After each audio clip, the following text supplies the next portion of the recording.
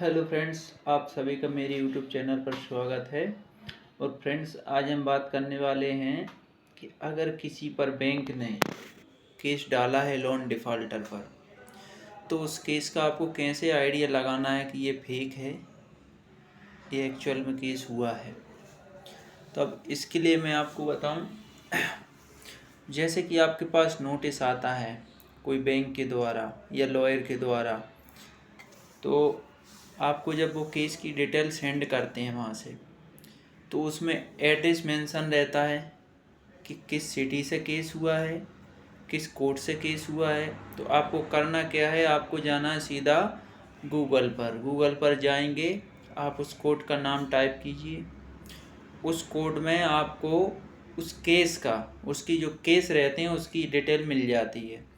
तो आप जैसे ये केस नंबर उसमें डाल के सर्च करते हैं, अगर आप पे केस हुआ है तो वो वहाँ पे शो हो जाएगा कि इस केस नंबर पे इस ईयर भी आता है, केस ईयर किस ईयर में किया है, इस ईयर में ये केस हुआ है, आपकी डिटेल वहाँ पे मिल जाएगी। लेकिन होता क्या है कि एक तो नोटिस आता है तो बंदा घबराना चालू हो जाता है कि केस कर दिया।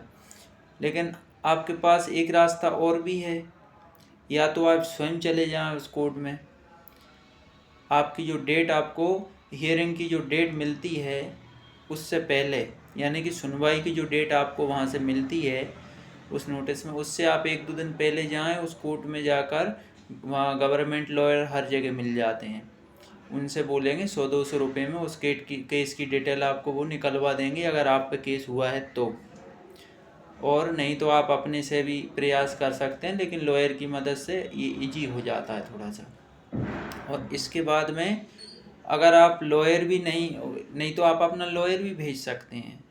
कोई आपका परिचित हो या आप यूट्यूब पे देखा हो आपने कोई लॉयर हो, तो उसके द्वारा भी आप उस केस की डिटेल निकलवा सकते हैं। लेकिन अगर ऐसा भी नहीं होता है, मान लीजिए आपके पास पैसे ही नहीं है, ना तो आप जाना चाह रहे हो ना आप लॉयर को भेजना चाह रहे हो, तो फिर एक स्थिति बनती है क्या कि आप पहली डेट जो आपकी सुनवाई की है वो आप मिस करोगे। अब जैसे मिस करते हैं तो फिर क्या होता है कि अगली डेट जब मिलती है तो आपका केस दिखना चालू हो जाता है उस पर। पहले नहीं दिखेगा, पहले इसलिए नहीं दिखता जब तक केस की सुनवाई की डेट नहीं निकलती है, आपका केस वहाँ पर उस केस नंबर से मिलना इम्पॉसिबल है। तो वो केस आपको जब मिलेगा जब आपकी पहली डेट आप मिस कर दोगे, नहीं जाओगे, तब आपको वहाँ पे नेक्स्ट डेट की सुनवाई डेट वहाँ पे आने लगती है और आपका केस वहाँ पे शो होने लगेगा, आपका नाम भी दिखने लगता है। तो आप इस तरीके से इसकी जानकारी निकाल सकते हैं। लेकिन कोर्ट की अवहेलना नहीं करना है आपको। अगर पहली बार आप नहीं जा पाएँ तो दूसरी बार आपको जाना बहुत ज़रूरी है, आप जाएं। आप नहीं जा सकते तो आपका लॉयर जाएगा, लॉयर को भेजें। और पैसे नहीं है, गवर्नमेंट लॉयर की सहायता लें, इससे आपका काम ईजी हो जाएगा। और डरना है नहीं, कोर्ट में कुछ नहीं होगा। कोर्ट में आपको हाजिर होना बहुत ज़रूरी है। हाजिर होने से आपकी आगे आने वाली समस्याएं हैं जो कोर्ट आपके खिलाफ़ फैसला दे सकता है, वो आपकी परिस्थिति समझेगा, बैंक वालों से आपकी बात कराएगा कि ये आपस में मैटर निपटा लें अपना। तो अगर आपके पास कुछ फंड अरेंजमेंट रहता है तो आपके सेटलमेंट के चांस भी उतने ही बढ़ जाते हैं।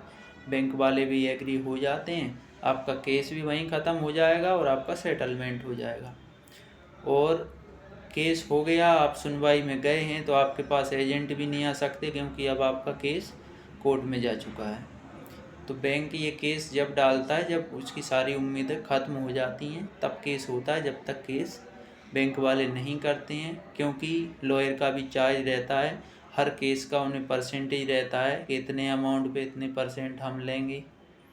इसके बाद सेटलमेंट होता है तो सेटलमेंट एजेंसियों का भी कमीशन रहता है उसमें। तो बैंक का बहुत नुकसान होता है। तो बैंक चाहता है कि बिना केस किए हुई सेटलमेंट हो जाए। तो इसके लिए आपको और केस में डरने की ज़रूरत किसी से नहीं है। केस हुआ है, आप बाकायदा कोर्ट में जाएं।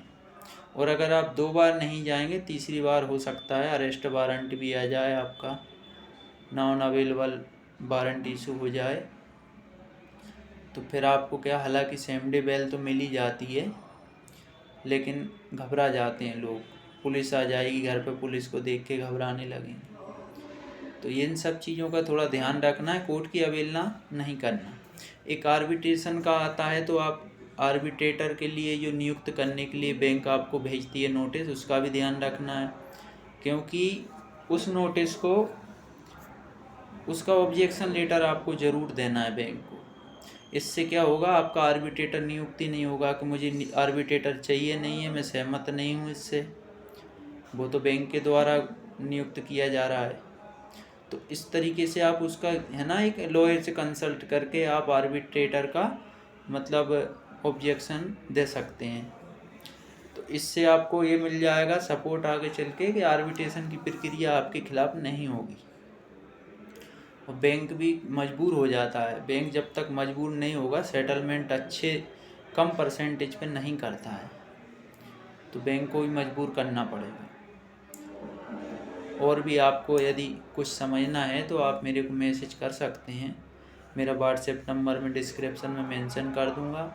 और मैं आपकी कोई भी मदद कर पा रहा हूँ किसी भी तरीके से, मैं लॉयर तो नहीं हूँ, लेकिन मेरा एक जो बेसिक नॉलेज है मैं वो शेयर करता हूँ।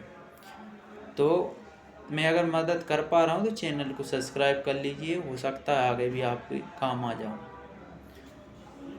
धन्यवाद मेरा वीडियो देखने के लिए।